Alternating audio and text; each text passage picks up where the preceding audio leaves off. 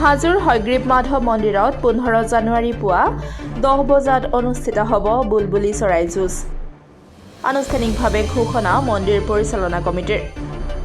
বিগত 9 বছৰে বন্ধ হৈ থকা হাজোৰ ঐতিহাসিক বুলবুলি চৰাইৰ খেলখন পুনৰ অনুষ্ঠিত কৰাৰ বাবে ৰাজ্যিক কেবিনেটে অনুমোদন জনোৱাৰ পাছতেই 15 জানুৱাৰী পুৱা 10 বজাত হাজোৰ হয়গ্ৰীব মাধৱ মন্দিৰ প্ৰাংগণত ৰাজ্যিক কেবিনেটৰ নতুন SOP মানিয়েই অনুষ্ঠিত হ'ব পৰম্পৰাগত বুলবুলি চৰাই যুঁজ। এই কথা আজি আনুষ্ঠানিকভাৱে সদৰি কৰে মন্দিৰ পৰিচালনা সমিতিয়ে। ৰজা প্ৰমত্ত সিংহৰ দিনৰ পৰাই চলি অহা ঐতিহাসিক বুলবুলি চৰাই যুঁজখনি 9টা বছৰৰ অন্তত পুনৰ অনুষ্ঠিত হোৱাক লৈ উৎফুল্লিত হৈ পৰিছে হাজোবাসী। সমান্তৰালভাৱে হয়গ্ৰীব মাধৱ মন্দিৰত উপস্থিত হৈ আগন্তুক বুলবুলি চৰাইৰ যুঁজৰ প্ৰস্তুতিৰ বুজ লৈ ৰাজ্যিক কেবিনেটৰ সিদ্ধান্তক আদৰণি জনাই আছুৰ উপদেষ্টা প্ৰকাশ চন্দ্ৰ দাস, হাজো আৰক্ষী থানাৰ পৰিদৰ্শক নৱজিৎ নাথ, কামৰূপ জিলা সমিতিৰ সভাপতি নৱজ্যোতি দাস, মন্দিৰ পৰিচালনা সমিতিৰ সমূহ বিষয়ববীয়াই অহা 15 তাৰিখে 15 জানুৱাৰীৰ দিনাখন 10 বজাত আমাৰ এই বুলবুলি চৰাই খেলেই হওক বা যুঁজেই হওক যিয়ে নহওক এইটো আৰম্ভ হ'ব। এই আজি 9 বছৰৰ পিছত যিহেতুকে 9 বছৰ কোনোৱে এই খেলখনৰ উপভোগ কৰিব পৰা নাই, আমি সমূহ হাজোবাসী ৰাইজৰ লগতে গোটেই অসম বা ভাৰতবৰ্ষ বা যিমান এই খেলপ্ৰেমী আছে তেখেতক আমি আহ্বান কৰিছোঁ, আমন্ত্ৰণ জনাইছোঁ তেখেতলৈ আহি সেইদিনাখন আমাৰ লগত সহযোগিতা কৰি এই খেলখন উপভোগ কৰক। আৰু ভাবিছোঁ এই ৰাইজে আহি এই খেলখন উপভোগ কৰিলে সকলোৱে আনন্দিত হ'ব, লগতে ভগৱানো সন্তুষ্ট হ'ব। মানুহ সন্তুষ্ট হোৱাৰ লগে লগে ভগৱানো সন্তুষ্ট হ'ব।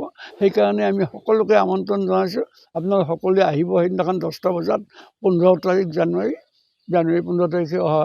গতিকে সেইখিনি সকলোকে আহ্বান জনাইছোঁ।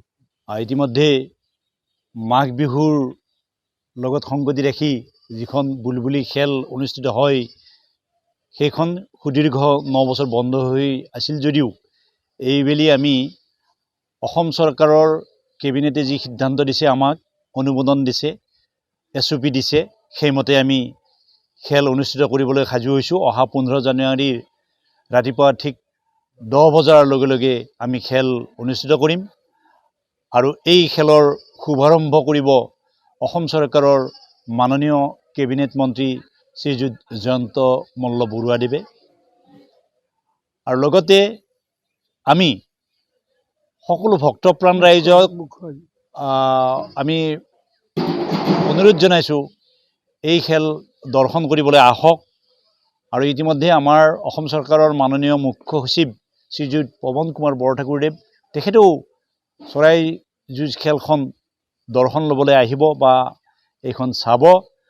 ঠিক তেনেদৰে আপোনালোক সকলোকে আমি আহ্বান জনাইছোঁ সেইদিনা এই খেলখন চাওক। আৰু লগতে এইটোও আমি আহ্বান জনাব বিচাৰিছোঁ যে এই খেলখনৰ ওপৰত কিছুমান আমাৰ বিৰোধী বুলি মই ক'ব খোজা নাই, তেখেতসকলে সমালোচনা কৰিছে কৰক, কিন্তু সমালোচনাবোৰ তেওঁলোকে যিবিলাক কৰিছে সেইবোৰ যে সত্যৰ ওপৰত প্ৰতিষ্ঠিত নহয় সেইবোৰ নিজে প্ৰত্যক্ষ কৰক।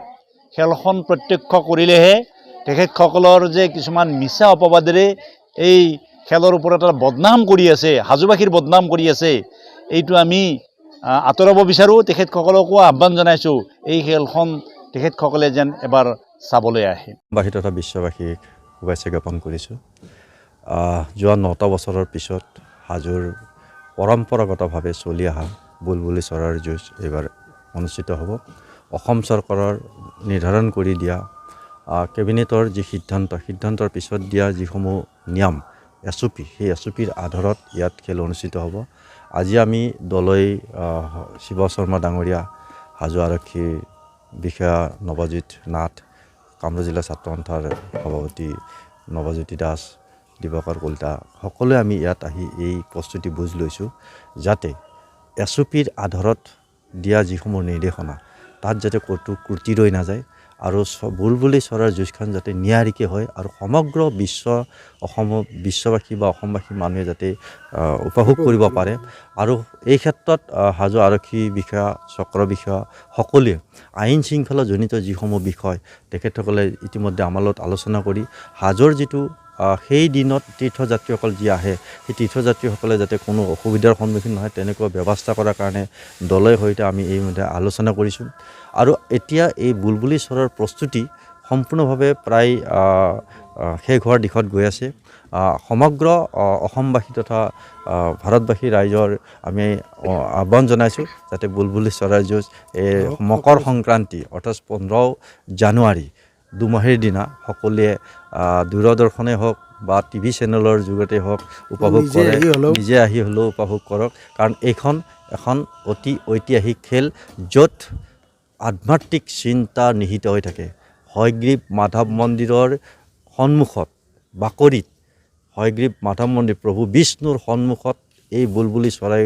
খেল অনুষ্ঠিত হয় এই খেল সাধাৰণ খেল নহয় এটা আধ্যাত্মিক চিন্তাৰে আহোম ৰজা দিনৰ পৰা চলি অহা এই খেল হাজোৰ স্বাভিমান অসমৰ স্বাভিমান গতিকে আমি এই খেল ভৱিষ্যতেও অধিক উৎসাহেৰে অনুষ্ঠিত কৰিব লাগিব আৰু এই খেল বন্ধ এইবাৰ অকণ আকৰ্ষণো বাঢ়িছে বুলবুলি চৰাই আপুনি ভাবক যে অসমৰ আহোম ৰজা চক্ৰধ্বজ প্ৰমত্ত সিংহৰ দিনৰ পৰাই এই খেল অনুষ্ঠিত কৰি আহিছিলে যোৱা 9টা বছৰ হোৱা নাই এই বছৰ খেল অনুষ্ঠিত হ'ব অসম চৰকাৰে লোৱা কেবিনেট সিদ্ধান্তৰ মৰ্মে এই বুলবুলি চৰাই খেল অনুষ্ঠিত হ'ব আৰু ইয়াত অসমৰ মানুহৰ লগতে হাজোৰ মানুহ দুগুণ উৎসাহেৰে ইয়াত উপভোগ কৰিব আৰু হাজোৰ মানুহৰ এটা আধ্যাত্মিক চিন্তাৰ এটা পৰম্পৰাগত খেল এই খেল অনুষ্ঠিত হোৱা মানে হাজোৰ মানুহৰ অন্তৰ আনন্দত উৎফুল্লিত হোৱা গতিকে এই বছৰৰ যি খেল হ'ব বুলবুলি চৰাইৰ খেল এই খেল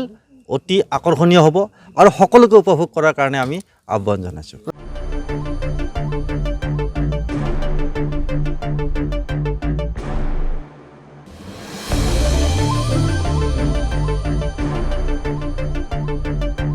হাজোৰ পৰা অনামিকা কলিতাৰ ৰিপৰ্ট ডেমক্ৰেটিক আছাম।